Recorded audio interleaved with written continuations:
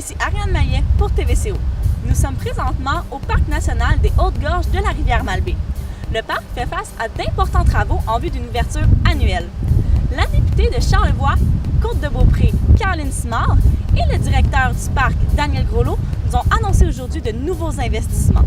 Nous avons d'ailleurs pu voir l'évolution des travaux et certaines nouveautés.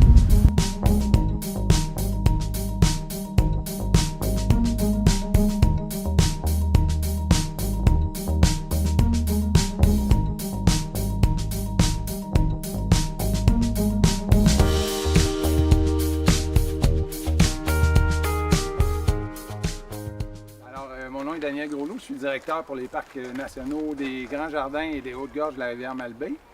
Aujourd'hui, on vous accueille pour faire le point sur les investissements qui avaient été annoncés plus tôt à l'automne 2017. Donc aujourd'hui, on va faire le point où on est rendu dans ces travaux-là et je vais laisser aussi Mme la députée faire le reste des annonces aussi qu'on vous réserve aujourd'hui.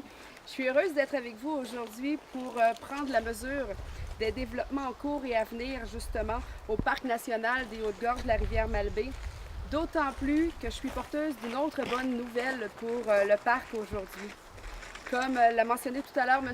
Groslot, les investissements de 9,2 millions que nous avons annoncés en novembre dernier commencent à prendre forme en vue d'une première saison hivernale et ce, dès le mois de décembre. Par ailleurs, j'ai le privilège d'annoncer aujourd'hui des investissements supplémentaires de 1,3 million qui serviront à bonifier l'offre au camping du Cran, dont l'électrification de certains sites et l'ajout de 10 unités de prêt à camper et du nouveau modèle étoile, ainsi que la mise en place d'une voie d'évacuation pour le sentier de l'acropole des Draveurs. À votre avis, est-ce que le projet va amener beaucoup plus de retombées économiques sur le village de Saint-Aimé-des-Lacs? J'en suis certaine. Quand on dit que ça va apporter de l'engouement pour Saint-Aimé-des-Lacs, pour Notre-Dame-des-Monts, pour le Grand Charlevoix au complet, d'est en ouest, parce que je fais partie de la table d'harmonisation des deux parcs avec Mme Claudette Simard, qui en est la présidente. Puis on se dit souvent avec M. Groslot, le directeur du parc, c'est un wow pour Charlevoix, mais c'est un wow international. Si vous me permettez, il faut voir que nous avons deux parcs nationaux qui sont vraiment magnifiques dans la région de Charlevoix. Un du côté de l'ouest, donc le parc des Grands Jardins, le parc des Hautes-Gorges de la rivière Malbaie où l'on se trouve.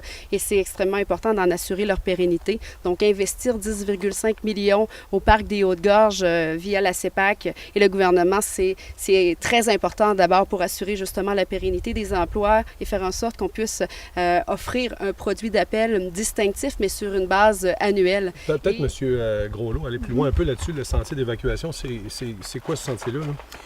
En fait, du côté du lac Noir, là, le dénivelé est moins important, donc le pourcentage de pente est moins important. On peut s'approcher très près du sommet 1, 2, 3 de l'acropole des Draveurs, donc ça pourrait permettre pour des évacuations qui ont lieu au sommet notamment de diminuer les temps d'intervention.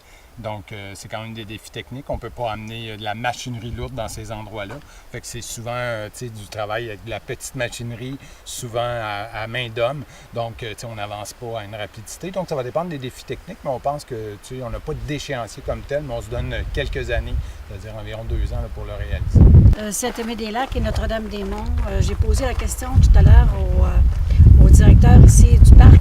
Sur 70 employés qui sont engagés ici présentement aux Hautes-Gorges, 75 sont de Saint-Aimé et de Notre-Dame-des-Monts. Mais pour moi, c'est un wow. Je suis contente d'avoir travaillé ce dossier-là et avoir eu autant de résultats qu'aujourd'hui. Puis je remercie le gouvernement du Québec, Mme Simard, M. Groslot. On a une collaboration exceptionnelle et il faut s'en servir. On sait que c'est un défi de faire sortir les Québécois l'hiver, mais on pense qu'on a vraiment un produit d'attrait qui va contribuer à faire sortir les Québécois l'hiver et à les amener dans Charlevoix, jumelé à l'offre actuelle déjà. Je pense qu'on vient de se positionner avantageusement pour attirer les Québécois l'hiver dans Charlevoix. Donc, ici, on est devant la rivière Malbaie. C'est ici qu'il y aura la patinoire cet hiver? Oui, juste derrière nous, en fait, là, ce qu'on appelle le secteur des eaux mortes, donc pas tellement de courant. C'est une rivière qui gèle quand même assez rapidement durant l'hiver. On est venu cet hiver et on a vu qu'il y avait une très bonne épaisseur de glace. Fait que déjà, on va être en mesure de faire un anneau qui va être assez court pour les familles, tout ça, mais aussi un tracé qui va pouvoir nous amener beaucoup plus loin sur la rivière. On a 8 km qui se rend jusqu'au refuge. On ne sait pas si on va pouvoir faire le 8 km au complet, mais on pense qu'on va pouvoir faire quelques kilomètres là, sur la rivière Malbaie en patin. Donc, ça va être vraiment du patinage dans un décor féerique. Ça va être très, très, très amusant. Quelles sont les nouvelles infrastructures et bâtiments qui seront adaptés pour l'ouverture hivernale? En fait, depuis le 22 juin, on a ouvert 5 chalets éco. Il n'y avait pas d'hébergement en chalet ici aux Hautes-Gorges, donc vous devinez que pour l'hiver, bien sûr qu'on ne fera pas de camping. On va être plus axé sur des chalets. Il y en a 5 autres qui s'en viennent prochainement, donc il y aura 10 chalets éco. Ensuite de ça, on est à pied d'œuvre en ce moment pour la construction d'un refuge de 8 personnes qui va être construit dans le secteur de l'Équerre. Donc, on parle dans un secteur qui est assez reculé du parc, qui est un secteur vraiment où la rivière Malbaie fait un 90 degrés, où on a des vallées, des vues sur les 2 vallées, soit la vallée de l'Acropole, qui sont assez spectaculaires. Je pense que ça devrait faire un produit qui va attirer beaucoup les gens. Ensuite de ça, on va procéder aussi à la construction d'un autre refuge dans les prochaines années qui va être situé au Lac-Noir, encore dans un secteur qui est vraiment spectaculaire. Ensuite de ça, on est beaucoup aussi dans la confection d'offres de sentiers d'hiver, donc dans le secteur du lac Sans-Oreilles, près de l'entrée du parc. On était aussi en train de prospecter là, dans le secteur de la vallée de la Malbaie, passer le camping de l'Équerre. Donc, c'est beaucoup, beaucoup de projets.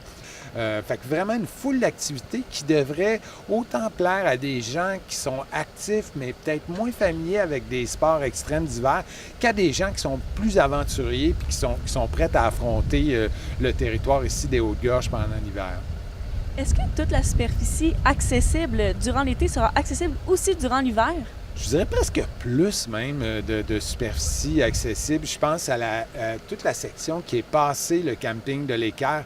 On va ouvrir vraiment le fond de la vallée sur un autre 8 km. Quels seront les moyens pour accéder au nouvel hébergement de l'Équerre?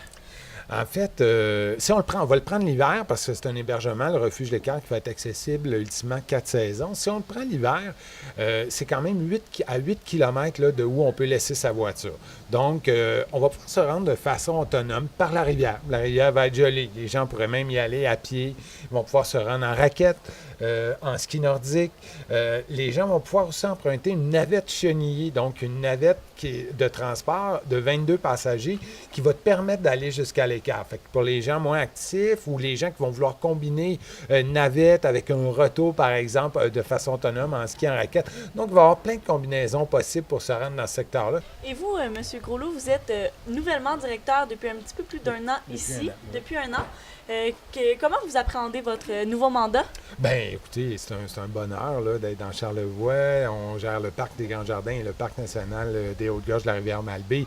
2 territoires fantastiques avec une équipe aussi fantastique. Fait que je dirais que c'est un réel bonheur. Puis les développements qui nous sont proposés présentement nous excitent beaucoup. On est vraiment à pied d'œuvre en ce moment pour tout réaliser ça. On est très fiers de ce qu'on va livrer aux Charlevoisiens et à l'ensemble de la population du Québec. Je pense qu'on va être fiers de cet attrait-là. Alors voilà, je suis très content d'être ici. Eh bien, merci beaucoup. Bien, merci à vous. Après une visite guidée du Parc national des Hautes-Gorges de la rivière Malbaie avec M. Groslot, nous avons pu découvrir les beautés de ce parc. Venez le visiter et ce tout au long de l'année à partir de maintenant.